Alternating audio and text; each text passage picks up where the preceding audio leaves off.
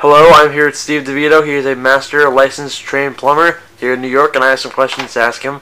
So, Steve, first off, thank you for being here. Sure. Thank you for having me. My first question is, can you tell me the three methods that you use to bring new customers? Well, to be really honest with you, my number one and main foremost method, if you want to call it that for lack of a better word, that I rely on the most is repeat customers from my database and recommendations. You know, let's face it, plumbing is a very, very big need, and you know the recommendations is I really get a good following. You know, that's what I jump on, and it grows and grows, and it keeps me busy. All right, thank you. And number two, do you at all have a website?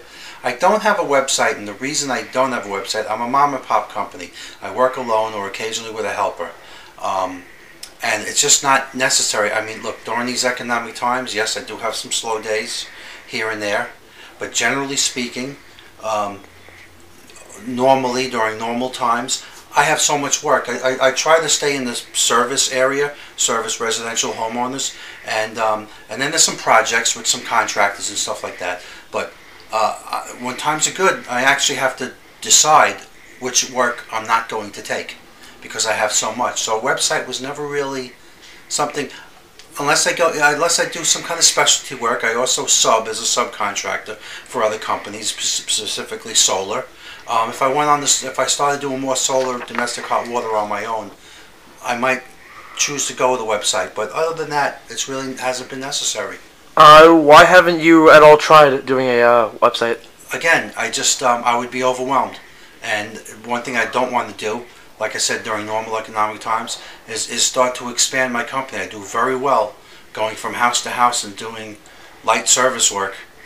And again, it's just not really necessary. Do you know anyone who does websites? Several people. If I ever did have to do it, there's always somebody at my disposal.